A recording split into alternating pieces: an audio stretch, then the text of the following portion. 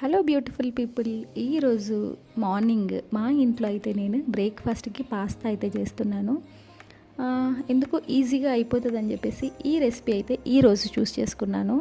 చాలా టేస్ట్గా చాలా బాగొచ్చింది. చాలా బాగా తిన్నారు కూడా ఇంట్లో అందరూ. మీ ఇంట్లో మీరు ఏదైనా మంచిగా చేసినప్పుడు మీ ఫ్యామిలీ మెంబర్స్ ఇలాగే ఫీల్ అవుతారా? నేనైతే ఫస్ట్ నేనే ఫీల్ అయిపోతాను. ఎందుకంటే నేను చేసే రెసిపీ నాకు తెలుస్తుంది కదా, వాళ్ళు తింటారా తినరా అనేసి. సో చాలా బాగా తినేసి ఆఫీస్కి స్కూల్కి అయితే వెళ్ళారు. లంచ్కి అయితే పప్పు చేశాను నేను. ఇక్కడైతే ఊరెళ్ళి ఉన్నాము క్రిస్మస్ హాలిడేస్కి.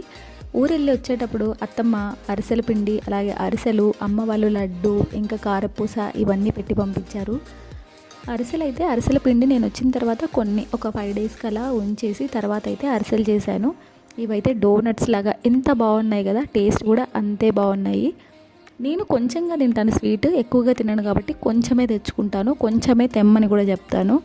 అలాగే ఇది వచ్చేసి పల్లిపొడి అండి. పల్లిపొడి చాలా టేస్ట్గా స్పైసీగా ఉంటుందన్నమాట. మా అత్త చేసే రెసిపీస్ అన్నీ ఈవెన్ ఎవరికి ఇష్టం ఉండదు చెప్పండి. అత్తమ్మ చేసే వంటలు, అమ్మ చేసే వంటలు ఏ రెస్టారెంట్ సరిపోదు నాకైతే. నేనైతే చాలా ఇష్టంగా తింటాను, అస్సలు వేస్ట్ చేయను కూడా.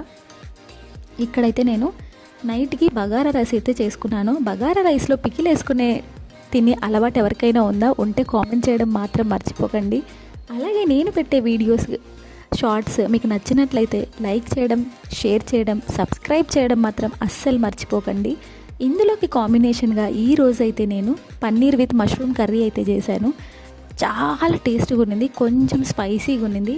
ఎందుకంటే మేము స్పైసీనెస్ ఎక్కువ తింటాము. సో కారం నేను అన్ని రెసిపీస్లోనూ కొంచెం ఎక్కువగానే వేస్తానన్నమాట. అలాగే పక్కనైతే రైతా అయితే చేసుకున్నాను.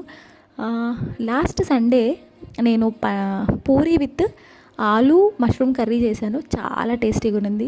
మీరు కూడా ట్రై చేయాలంటే ట్రై చేయండి.